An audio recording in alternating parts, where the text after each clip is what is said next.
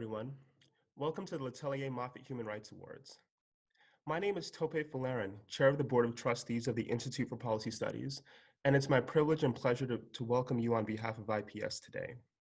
We are delighted to have you join us for the 44th Annual Letelier-Moffitt Human Rights Awards. Thank you for helping to keep the lives and legacy of our colleagues, Orlando Letelier and Ronni Karpen-Moffitt, alive, and using your legacy to lift up new heroes of human rights movements.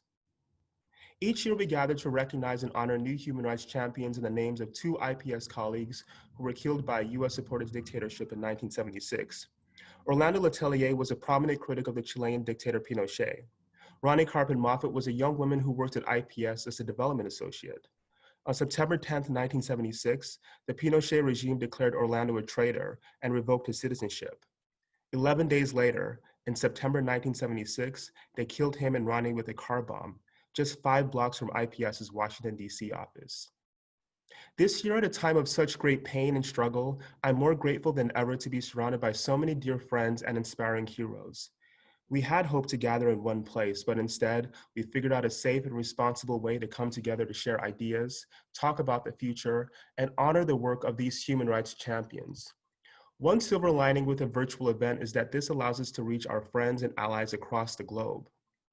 As people everywhere confront a drastically new world, IPS has pivoted to address the pandemic and economic crisis, and to deepen our work in partnership with progressive movements challenging systemic racism. As COVID has affected 6.3 million people across the country and more around the globe, it is more important now than ever to not forget about why we are here, to challenge and change the oppressive structures of racism, of militarism, and of environmental destruction, and to ensure that the values we share and cherish are upheld: justice, equality, and the opportunity to rise up. This year, we are honored to recognize two groups who dedicate their lives and work to the struggle for human rights: AWUD Center and the Brazil's Indigenous People Articulation. Please enjoy the program.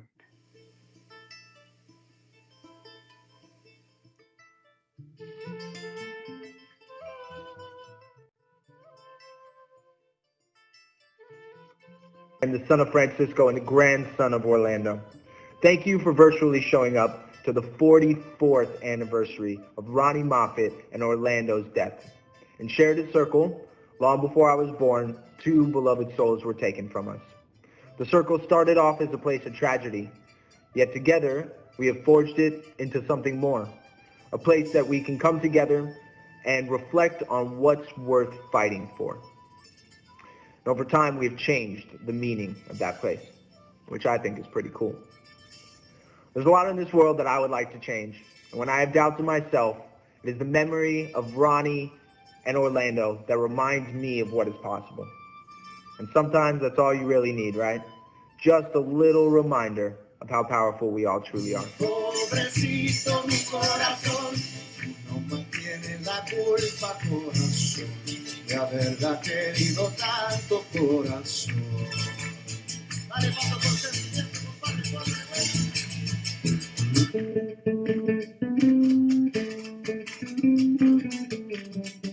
Dear friends, dear loyal and committed friends, I have known you for more than 40 years, and I can tell you that your courage will defeat all the ugly things that are happening now. Love is needed, and that's something that you can give. You can fight for justice. Justice is much more needed in this moment. The bright of your spirits will have to illuminate these ugly times. Well, hi there. As a longtime ally of the Institute for Policy Studies and a member of the Letelier-Moffitt Award Selection Committee, I am so pleased to open up the U.S. portion of tonight's award ceremony. Why did we pick the AWUD Center, an organization that I bet most of you have never heard of, to recognize tonight? Why, amidst the pandemic and an economic crisis and a moment of national debate on racial injustice, should we pause to lift up this organization? Why do I personally have a movement crush on this organization? Well, what started out as a group for Somali and other East African refugees in the Minneapolis-St. Paul area has become a powerhouse of worker activity. This group of workers, made up of Black, Muslim, immigrant, and refugee workers, is the first and only work organization to win direct concessions from Amazon. Think about that for a moment. Amazon, Jeff Bezos, one of the folks who's actually profited over the last few months in the context of a pandemic. He made $24 billion off of their sacrifices. Last year, AWUD brilliantly tied together Amazon's abusive warehouse conditions to discriminatory practices against Muslims who took legally sanctioned prayer breaks. Through organizing strategies driven from the community, the AWUD Center has supported worker walkouts during the COVID crisis to demand safer working conditions to protect themselves and their communities. In a minute, you will meet some of the workers of AWUD. As you listen, think about what they experience every day, being Black, being Muslim in this country, being immigrants and refugees, and having to work in the middle of a pandemic at Amazon. Yet they get up every morning to organize, to fight against racism, to fight one of the largest corporations in the world to demand basic rights.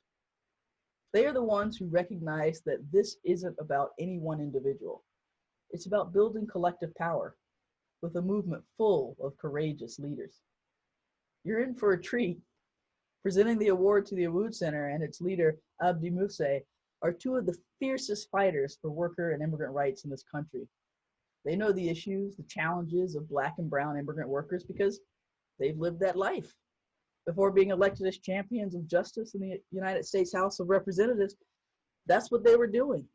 It's my pleasure to present to you Congresswoman Pramila Jayapal of Washington State and Representative Ilhan Omar of Minnesota, along with the workers of the AWUD Center. You all are incredibles and you're all like my heroes. So I'm really happy to be here with you all. So let me just start in, and I'm going to start with Representative Omar and Representative Jayapal, just to ask you if you could say something about the AWUD Center and Abdi and how you met them. And when you hear the word AWUD Center, what comes to your mind? And how did you come to know them? Starting with you, Representative Omar. Well, thank you so much for that question. I mean, for me, when I hear of the AWUD Center, what I think about is what it means for people to collectively decide to use their power for good, for immigrants to recognize that they themselves have the vision, the voice, and the ability to create not just a workplace that works for themselves, but communities that are responsive to their needs. And, you know, with young people, mostly women, who are leading the charge in AWUD in creating the new frontier of what the labor rights organizing here in the Twin Cities and across the nation should look like. To have, you know, someone like Abdi, who I've met as someone who not just thinks about bold and creative ways to energize people to believe in themselves and to believe in the power within their communities, leading the charge. I know that that not only are they changing the conversation of what organizing in the labor movement looks like right now, but they're changing what the conversation and the narrative should be about the power of immigrants in workplaces in this country. Great, thank you. And Congresswoman Jayapal. And I'm just curious how you and Washington State met these workers in Minnesota. Well, first of all, the Somali community is large and it's small. I mean, I think Ilhan and all of my friends, Abdi and everybody knows, you know, when we sued the federal government, when I was running One America, what was then Hate Free Zone in 2003, around the deportation of Somalis, our biggest We got immediate calls from thousands of people across the country, including in Minnesota, Somalis who were going to be part of the class action lawsuit and were protected from deportation because of that lawsuit. So I met Abdi actually when he was an organizer at the Tennessee Immigrant Rights Coalition, and was so impressed with him there as a brand new organizer, I think, at the time. And then heard that he was interested in moving to Seattle. We have a very big Somali community here as well. And so he came, and I had the honor of working with him here at One America when I was leading that immigrant rights organization before coming to Congress. And now to see what he has been able to do and what the leaders there have been able to do with really establishing an organization for the Somali community and for immigrants and refugees more broadly makes me so proud, because when I started this work maybe 20 years ago, there weren't very many Somali organizations, and most of those organizations were focused, if they were there, were focused on services and not really on organizing, not really on standing up for workers and really taking on the fights of equity and justice that are sometimes controversial, but are so critical to really moving the ball forward. And so to see now that work being done, and of course challenging Amazon, which is right here in my backyard and has been a big focus of my efforts on antitrust, is really important, because those workers, I think, are just so often the ones that are most overlooked, the ones that are most left out in the cold, whether it's around relief packages or whether it's around rights. And it really requires that kind of collective organizing and building of power that an organization like the AWUD Center is able to do with the great leadership of all the folks that are on the line. So it's really just such a pleasure to be able to come back and feel like I can claim some small part of helping Abdi in those earlier years before he was leading an organization to be able to really demonstrate that leadership and skills to its full extent.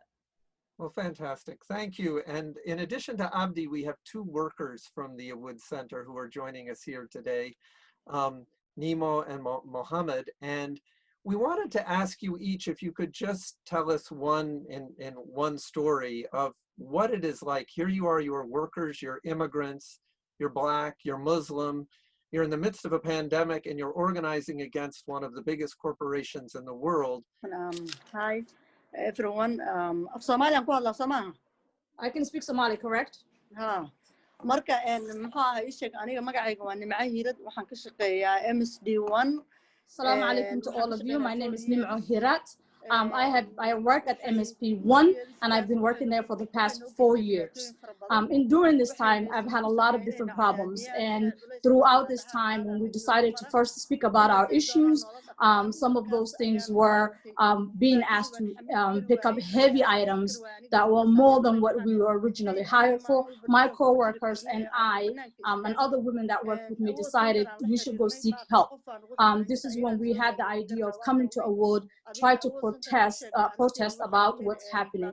We told our issues and our daily problems that we were having, and this were happening while we were fasting. How can we be able to protect ourselves? Talked about our rights, the fact that we were not being treated as human beings. We were treated like robots, and being asked to pick up items that are so heavy, sometimes 60, 70, 80 pounds. And when we were being hired, we were told the items that we would pick up would be 50 pounds or less. This is when we took the fight to AWUD Center and asked them to come and help us so that we can get some issues to our problems, resolve some of the issues that we've had. I wanted to thank both representatives for coming today and speaking to us. I wanted to thank AWUD for all of the work that they have done with us. Ilhan first joined us, and she helped us to protest against this and fight for us. She felt our pain and was out to help us out, to come out and support us. AWUD for all that they have done for us. I want to say thank you for bringing the issue to the media and the news so that we can bring it out, the attention to other people. No, And thank I'm you. still currently, I'm actually on not working. I'm still an employee, but I'm home right now, and we're fighting the pandemic or what's going on. I am at home right now, and I got scared because there were many people that were coming down with corona, so I decided to stay home. I am planning on going back to work eventually. Waa storygeyga intaas waay. One more thing. Aniga waxay igu sameeyeen markaan mudaharaaday ee aan maaragtay ka dagaalamay waxaan Forgot to add is when I took a part of the protest and I went out, I started getting called into the office and being asked questions. Why are you protesting against us? What's happening with you? And so I got more frequent of being called to the office. I asked them I came here to work. I am a mother. I have children to support. Please just give me some respect and quit calling me into the office and just leave me alone is one of the requests that I make. Marka ammaan isii anigana aan shaqaysta idinkana en dadka dhibaatada ka daayay intaasna waan ilaaway. Thank you. ilaa iyo muddo 3 sano ah ilaa haddana waan ka shaqeeyaa sidii oo u bilaabday arrintan oo pandemic oo haytay coronavirus-ka. My name is Mohammed Mire.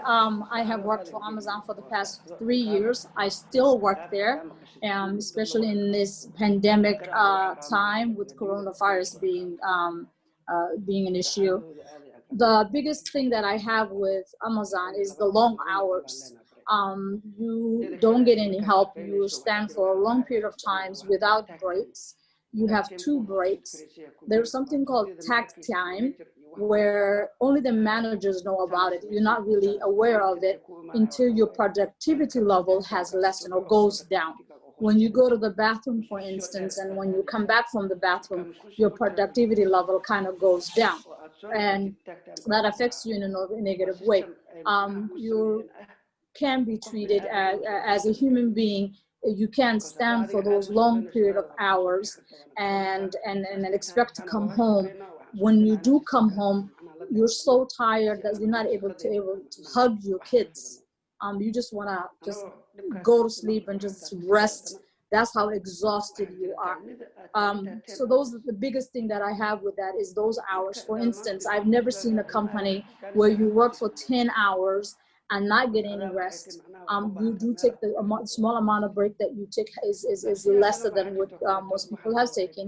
It's like putting a cat in a hole and blocking the entrance. It's kind of the analogy that you would see with the workers having to go through the long hours of work without taking the break. When you do go to the bathroom, your tag time goes down. This is the system that they have created, and it's like you're fighting. In the beginning, you kind of catch up and you go on and you go, but how long can you go that for? You're fighting a machine, for example, and you can't beat the machine because you're a human being. Those are the issues that I have with Amazon. I can go all night and go on and on and on about how many examples that I can give you. We'll be here all day if that's the case. Thank you for the award that you've given to AWUD. I also wanted to say thank you to Representative Ilhan Omar for always standing for us and standing up for the Somali workers and fighting for us as well. Also Pamela for fighting on her end and where she's at, and for both of you for standing up for immigrants and workers who don't have voices and giving them voices. So thank you for sharing that so much. So if I could go back to the 2 congresswomen, you both are advocating transformational policies on both immigration and worker rights at a national level, and you've adapted these and changed these to the pandemic. Could you say a few words about how the community power building organizations like AWUD help your efforts for bold change at the national level? Starting with you, Representative Jayapal. Well, I've never believed that change happens by just legislators deciding to do the right thing. Unfortunately, that's not been the tradition in our country or in the world. And so even when you have excellent progressive legislators like, the 2 of us that are trying our best to do things, we have to have an outside movement that is really driving change. And that was true of the fast food workers and the Fight for 15. It was true of, really bringing about immigration reforms that we've been able to bring about, whether it's the DREAM Act or other state level legislation. And it is true here around worker rights. There is no power really possible without the organizing on the ground of workers themselves, like what we just heard, coming forward, telling those stories, and being willing to have the courage to stand up to the corporations that are not respecting and abrogating their rights and civil liberties. We, as legislators, then are also pushing on the inside, but that inside-outside strategy has to be a part of really moving justice along. And so I just believe that if you are going to build power, it has to start with the workers who are directly affected, and it has to be based on any change that happens has to be based on those experiences. And so that's the legislation. Every time we craft legislation, whether it's around immigration and dignity for detained immigrants, my bill took us 6 months to craft it because we did it with people who were directly affected and knew what the solutions, the best solutions were. And then obviously we do our own organizing inside Congress to really try to push these priorities to the forefront and make the transformation law. The interesting aspect in the way in which Amazon workers are organizing themselves and fighting back and asking for their rights to be upheld, for them to not have a workplace that's dignified, and the amazing work that the AWUD Center is doing with them in uplifting their voices and giving them the tools that they need in order to do that, really, again, is telling a new story about what the new frontier is when it comes to workers.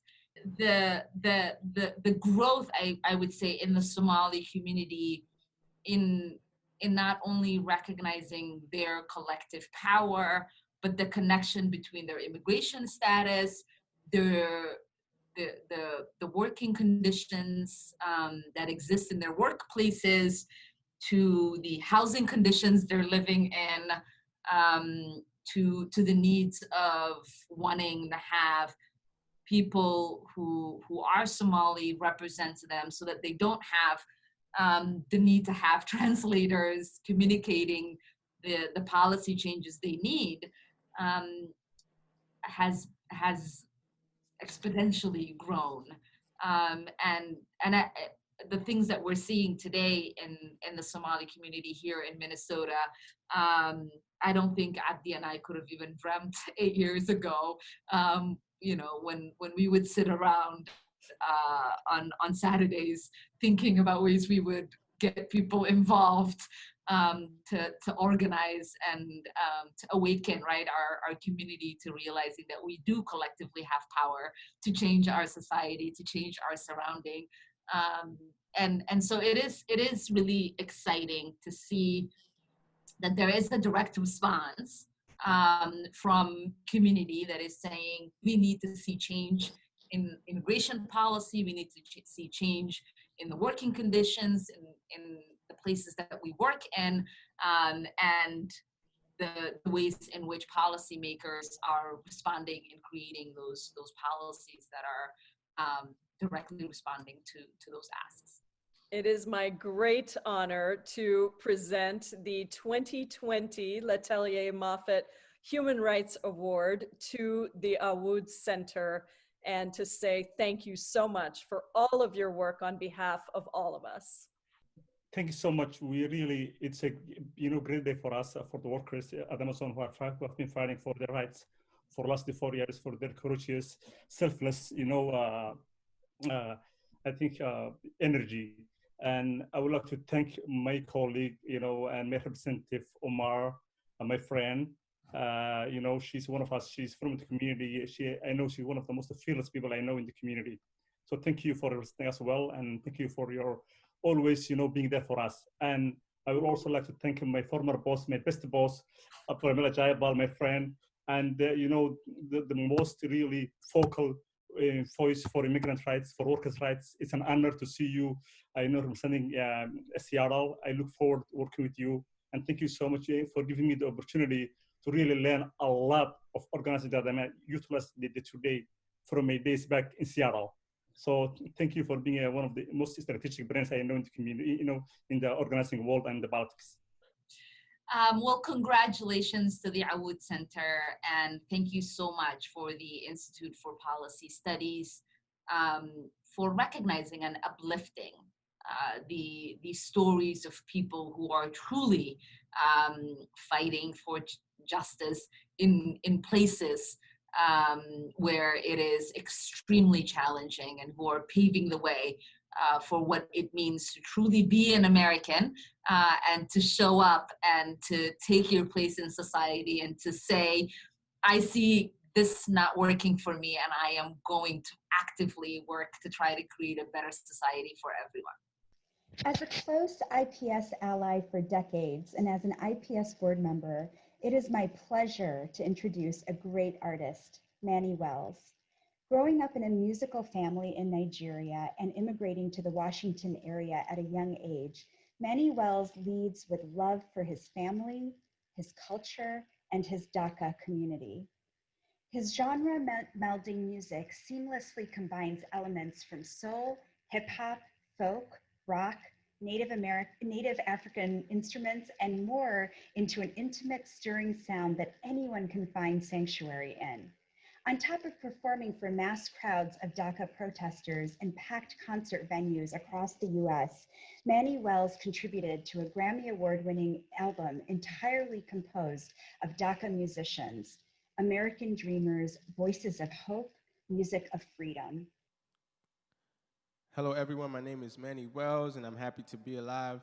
It is a great honor to perform for the Institute for Policy Studies annual award ceremony. Thank you guys so much for having me, and congratulations to everyone receiving an award. The first song I'm going to be performing for you is called Floating, and I hope you like it.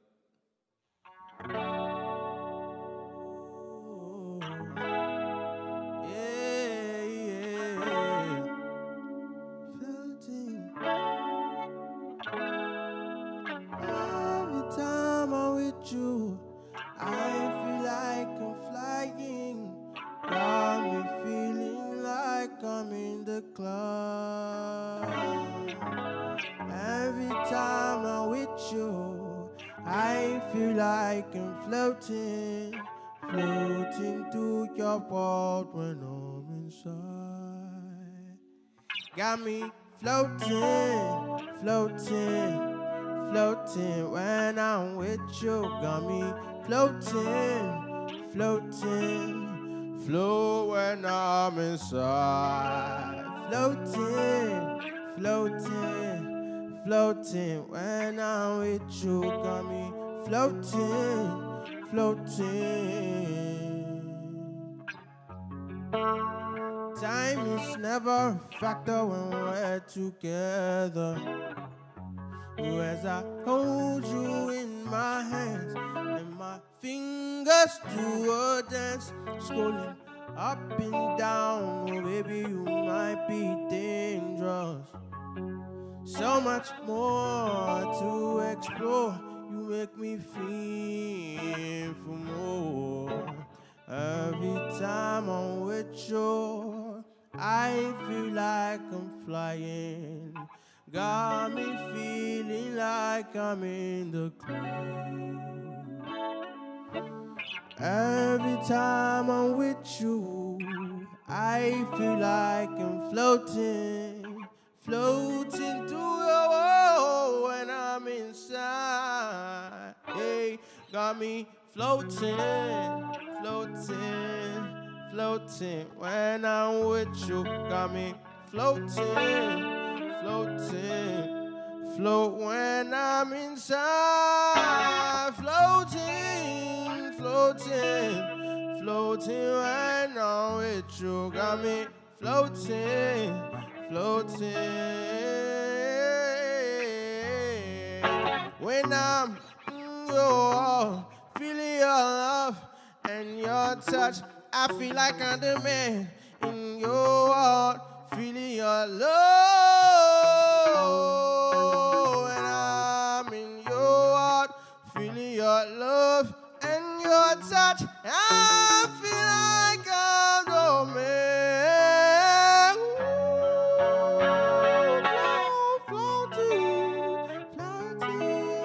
Floating when I'm with you, got me floating, flow when I'm inside, floating when I'm with you, got me floating. Thank you, Manny Wells. Now I have the honor to open up the Latin American portion of this program by welcoming the presenter of our international award. I'm thrilled to welcome Naomi Klein, who many of you know as fearless Canadian author, social activist, and filmmaker. Her brilliant political analysis of corporate globalization and of capitalism has helped us chart new paths toward a better future for workers and for the planet. Currently, she is the Gloria Steinem Chair in Media, Culture, and Feminist Studies at Rutgers University. She's a global leader in the fight for a just global Green New Deal, and her most recent book is a guide to that fight, On Fire, The Burning Case for a Green New Deal. Here is Naomi Klein. It is an honor to join IPS and the global human rights community tonight to honor the Association of Brazil's Indigenous People, APIB. At a time when a global pandemic is attacking the lungs and bodies of millions of people in every country on Earth, we are honoring the organization that is courageously defending the world's largest rainforest, an essential climate stabilizer, the Amazon. I have studied Orlando Letelier, one of the two people in whose name we offer these awards, ever since I wrote The Shock Doctrine in 2007. Some of you know that Orlando's last written article was published in The Nation in August 1976, an essay entitled The Chicago Boys in Chile, Economic Freedom's Awful Toll. It rocked the US political establishment, both for what it said and for who was saying it. Earlier in the decade, Chilean President Salvador Allende had appointed Letelier to a series of top-level positions in his democratically elected socialist government. Then, on September 11, 1973, Chile's government was overthrown in a bloody CIA-backed coup led by General Augusto Pinochet. After a powerful international campaign lobbied for Letelier's release from one of Pinochet's concentration camps, the junta finally allowed him to go into exile. The 44-year-old former ambassador moved to Washington, D.C., where he used his newly recovered freedom to expose Pinochet's crimes and to defend Allende's record against the CIA propaganda machine. As I wrote in The Nation in 2016, exactly 40 years after the assassinations of Orlando Letelier and Ronni Moffitt, what had frustrated Letelier was that even as the world gasped in horror at reports of summary executions in Chile, most critics were silent when it came to Chile's economic shock therapy, the brutal methods used by the so-called Chicago Boys to turn Chile into the first laboratory for Milton Friedman's fundamentalist version of capitalism. Letelier argued that the junta wasn't pursuing two separate, easily compartmentalized projects, one a visionary experiment in economic transformation and the other a grisly system of torture and terror. There was, in fact, only one project in which terror was the central tool of the free market transformation. Quote, repression for the majorities and economic freedom for small privileged groups in Chile are two sides of the same coin, Letelier wrote. It is these very brutal economic methods that the Brazilian government of Jair Bolsonaro is forcing upon the Brazilian people today, with indigenous peoples in the Amazon on the burning front lines of the harm from this agenda. It is no accident that Indigenous peoples are also the population most devastated by the pandemic.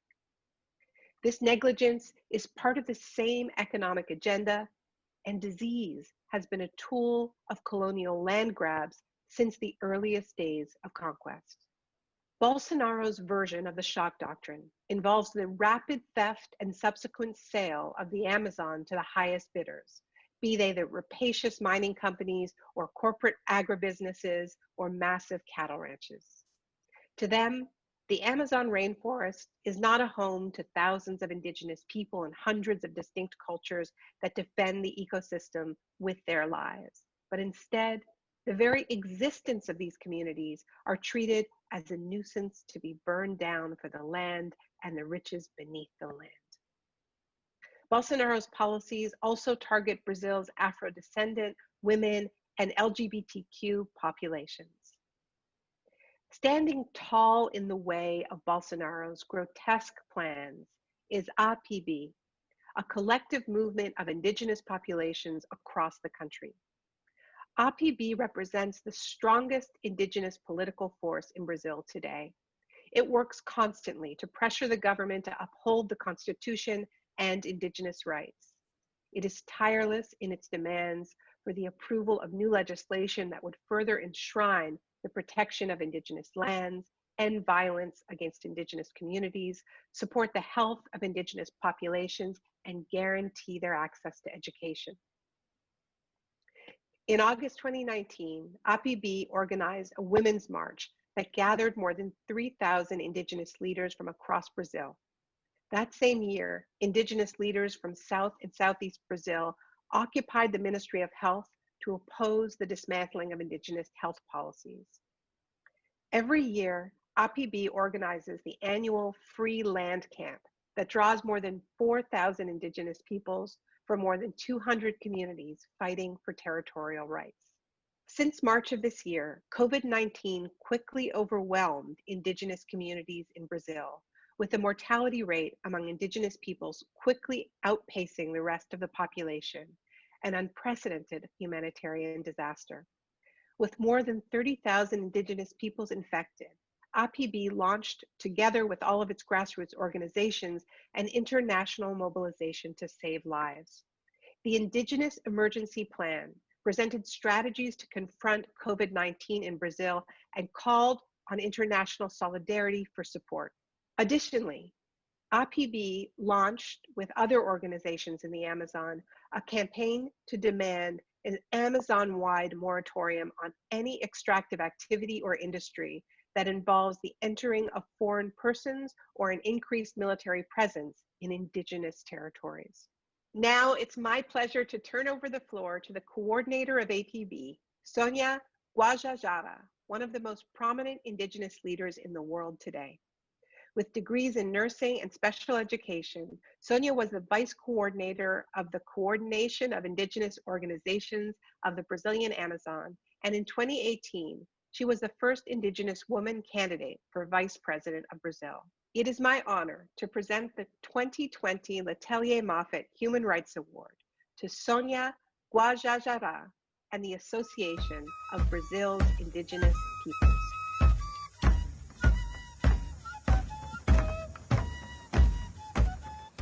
Olá, gostaria de saudar a todas e a todos que estão assistindo a este prêmio, em especial a você, Naomi. Muito obrigada por suas palavras.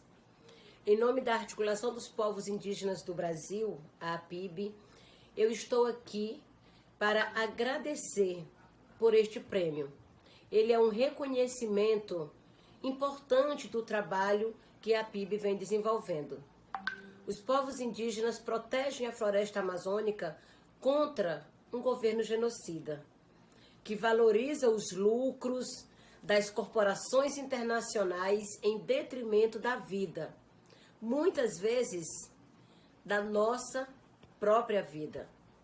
Este prêmio lembra ao mundo que proteger as florestas tropicais como a Amazônia não é apenas uma questão ambiental, mas também é uma questão de direitos humanos.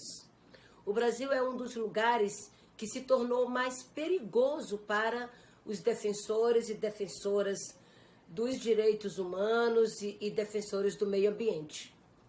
Em 2019, quase 90% dos mortos dos defensores ambientais no Brasil ocorreram na Amazônia. Em menos de um ano, somente no meu povo, Guajajara, aqui no Maranhão, morreram 5 guardiões das florestas, todos assassinados. A violação dos direitos indígenas tornou-se comum e virou banalidade no Brasil com o governo Bolsonaro. Com todos os órgãos governamentais de defesa do meio ambiente e dos direitos indígenas desmantelados pelo atual governo, nós temos que agir por nossa própria conta. Esta e outras ameaças, como mineração ilegal, a invasão dos nossos territórios, os incêndios criminosos e agora também a Covid-19.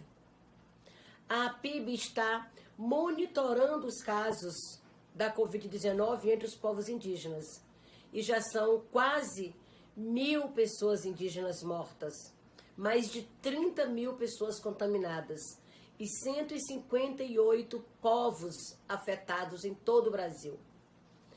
Mas não estamos aqui falando apenas de números, mas de líderes importantes que partiram precocemente, de anciãos que morrem levando consigo as histórias e as sabedorias milenares, e de povos inteiros em isolamento voluntário que correm o risco de desaparecer.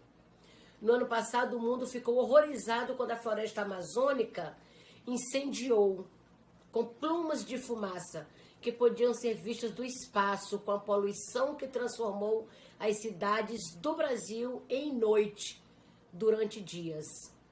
Isso foi uma tragédia, mas este ano, infelizmente, a realidade é ainda mais desastrosa. Estas queimadas são atos criminosos. A floresta amazônica não queima sozinha. Por trás de cada incêndio que se acende está a ganância corporativa, como o agronegócio. E por trás deles estão os maiores bancos e corporações do mundo. São eles que veem lucros nesta destruição, que veem lucro em cada centímetro de terra invadido, em árvore cortada e queimada. Nas chamas, eles veem dinheiro. Por meio de nossa resistência coletiva, a APIB defende o direito de todos, ao redor do mundo, de existir fora deste sistema econômico explorador. É por isso que nós, povos indígenas e membros da APIB, continuamos a resistir e construir estratégias para expor os governos, como o governo de Bolsonaro, as empresas do agronegócio, a mineração e energia que atuam no Brasil e investidores estrangeiros como a BlackRock e tantos outros. Todos eles são cúmplices na destruição da Amazônia, o coração do mundo, e nas violações dos direitos humanos, que delas resultam. Juntos, eles estão condenando a vida neste planeta. Para nós, povos indígenas, destruir as florestas e os territórios indígenas é o mesmo que destruir a nós mesmos. Porque o território é o nosso corpo, o nosso espírito. Os povos indígenas sabem há muito mais tempo que tudo nesta vida está interligado. Quando a natureza é destruída em um lugar, as consequências podem ser sentidas no outro lado do mundo. Proteger a Amazônia é vital para a proteção da vida na Terra. Ao defender a floresta amazônica e os territórios, as culturas e as vidas dos povos indígenas, a APIB está defendendo também o direito à vida em todos os lugares. Por esta razão, sou grata por este prêmio de direitos humanos. Somente trabalhando juntos, poderemos defender nosso meio ambiente e as vidas que o protegem. Continuaremos fazendo o som dos maracais ser ouvido em todas as partes, com a ajuda de aliados brasileiros e internacionais.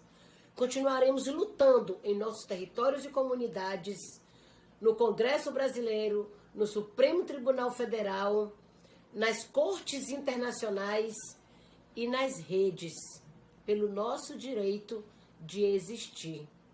Estamos vivendo uma emergência indígena pela defesa de nossas vidas e de nossos territórios. Precisamos que o mundo saiba disso e faça a sua parte. Terra indígena, nenhum centímetro a menos. Sangue indígena, nenhuma única gota a mais.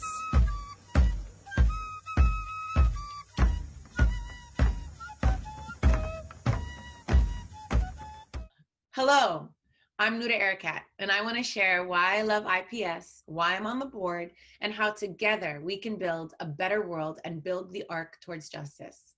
I've been inspired by IPS's New Internationalism work for many years.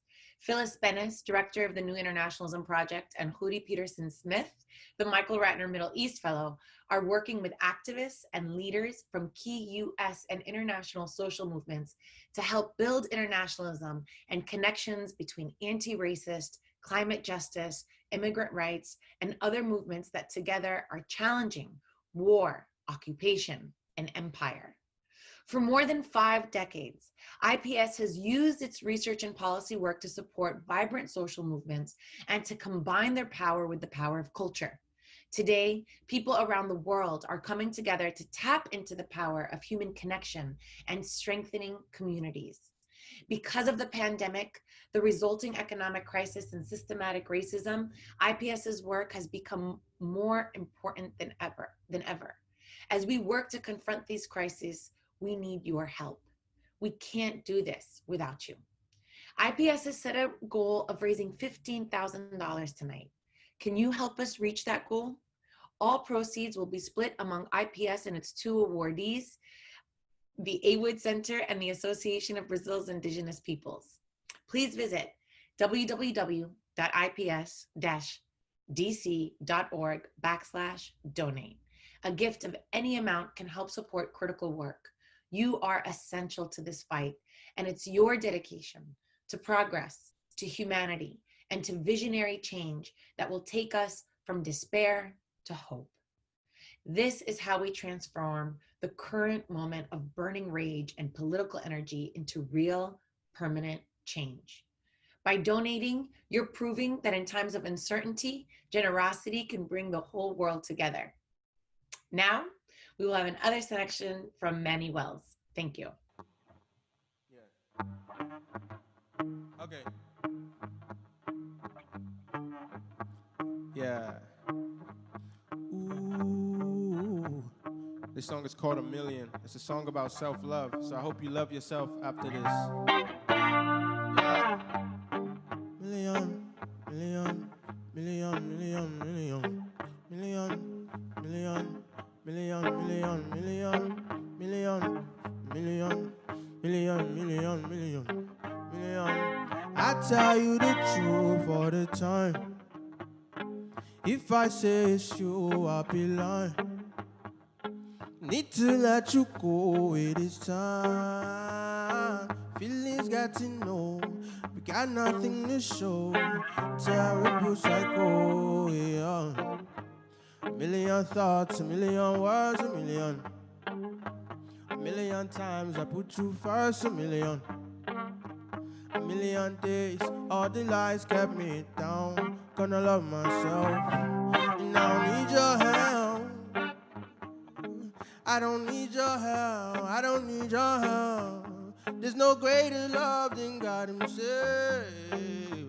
I'm gonna love myself all day and night. There's no greater love than God himself. A million thoughts, a million worlds, a million A million times I put you first, a million days, all the lies kept me down. Gonna love myself, now I need your help. Million thoughts, million words, million times I put you first, million days, all the lies kept me down. Gonna love myself, and I need your help.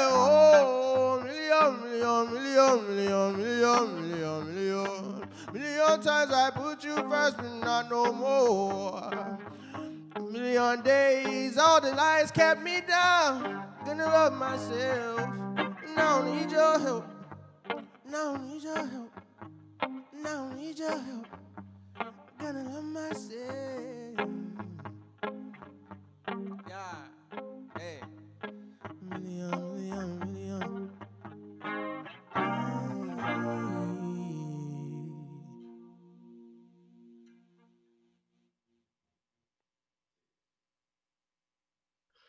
I'm really pleased to be able to close this evening's program with IPS's longtime ally, Sarita Gupta, a champion of worker rights and someone I've long been in awe of as a leader and as a builder of effective coalitions.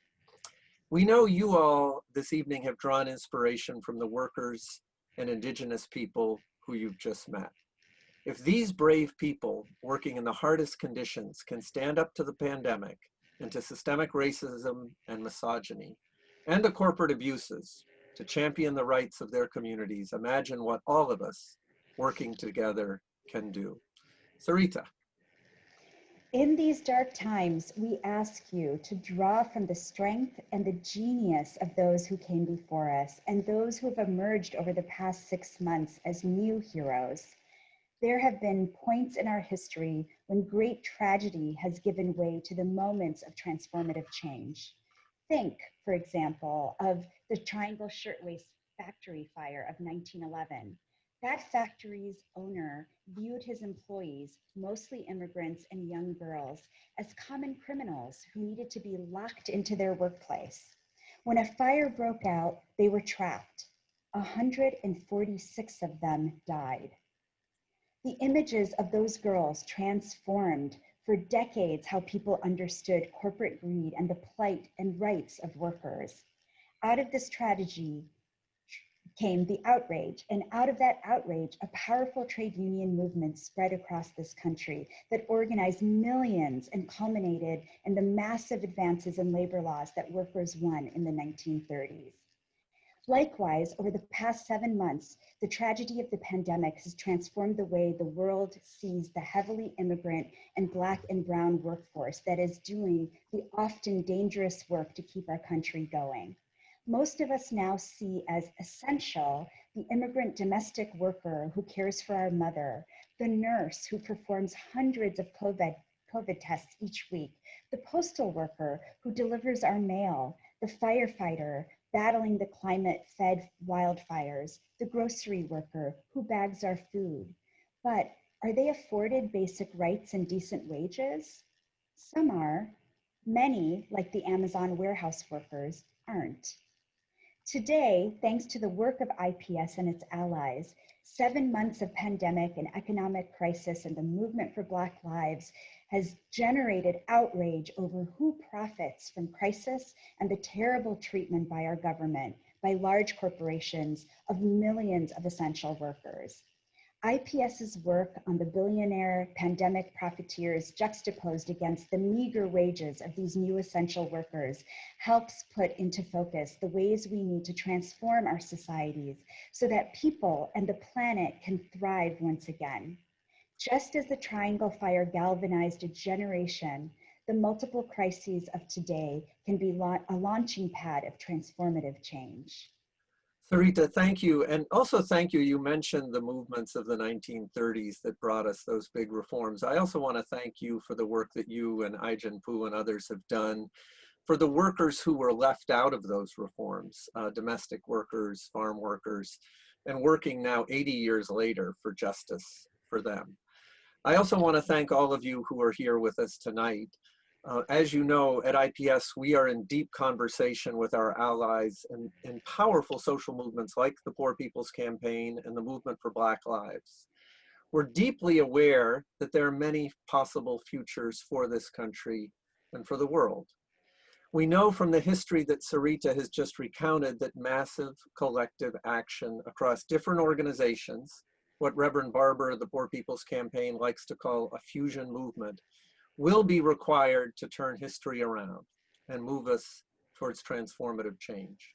We are deeply inspired by those movements, like the one Sarita mentioned, like the first Reconstruction after the carnage of slavery and the Civil War, when powerful social movements changed policy in profound ways for the better. Those movements exist today in abundance for a global Green New Deal, for reproductive justice, for worker rights, for Black lives, and to end the grotesque inequities that are shaking our democracy at its roots. We at IPS this night choose hope, not in some naive fashion, but rooted in the knowledge of what people fighting together can accomplish. We are inspired by the workers of the AWUD Center and the indigenous peoples of the Amazon. If they can unite and win a measure of justice in their communities, we can unite to turn this nation and this world around. I end by thanking the hard work and grace of Brittany Alexander and Hua An Huang and the team at IPS who put together this ceremony, and who are all eager, as we all are, to see you in person at this time next year. We at IPS will be with you in the fight in the next 19 days of this coming year and in the many years to come. Thank you and good night.